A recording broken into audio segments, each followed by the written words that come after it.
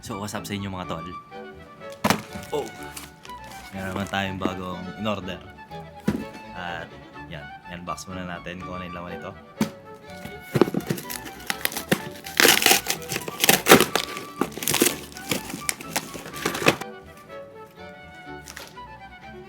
So, madami kong in-order. Ang pinaka-importante ngayon ay ito. Yan, tsaka ito. At ito naman ay para kay mami. So, hindi importante yan. So, kaya ako sinabing importante ito. Dahil kailangan ko nito. Yan, nakikita nyo. Yan. Pang clip. At try natin kung gagana ba ito dito sa camera natin. Gumagana siya. And ito. So, ito ay yeah.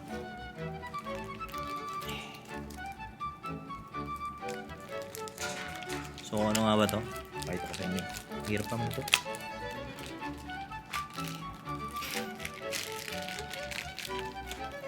So, bili tayo ng bagong lente para sa ating action camera para mas gumanda, no? So, ito ay isang DJI Osmo sa New World Action 5 Pro na parang FOV boost. Yan, para mas wide yung makita natin dito sa video, since ang video natin is hindi na naka-horizontal kundi naka-vertical. So mas lalawak yung ano niya, yung parang point of view niya. Uy,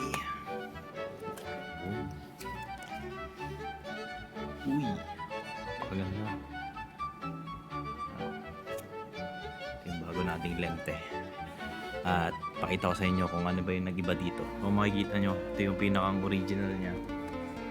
And ano ba yung pinagkaiba nito? Pakita natin.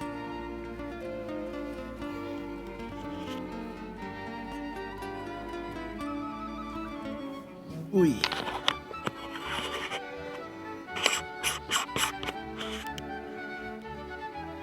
So ito na yung after. Uy, lawa ko. Kita lang yung chunk.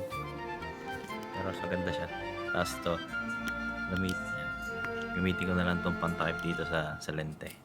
Kasi hindi ko naman magamit ito eh. So, lagyan na lang natin dito yung isa. Yun. Mas lumawak na siya. Yan lang, tingnan ko yung settings. Sa'yo mami, oh. Ayan, mas lumawak na siya. So, naka-wide lens na tayo. Ganda oh. Yan. Ganyan kasi pag mga action camera. So, ano yung mami cellphone mo? Ayusin ko na yung cellphone ni mami. Wait lang. Yun oh. Ayan. Nakita na kami ngayon. Dito sa bago nating lente. So, ano siya. Hindi ko na lang yung link dyan.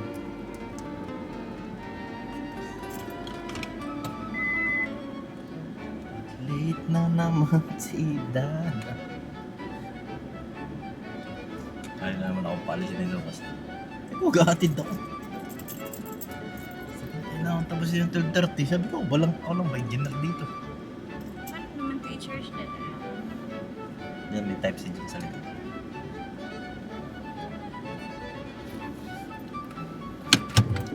So, double purpose na siya.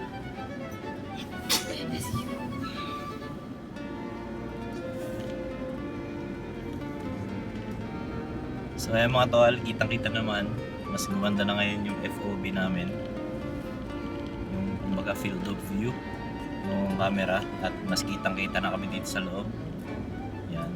So hindi na natin kailangan ng mga secondary camera dahil kita nyo naman sa isang lente lang gumanda na.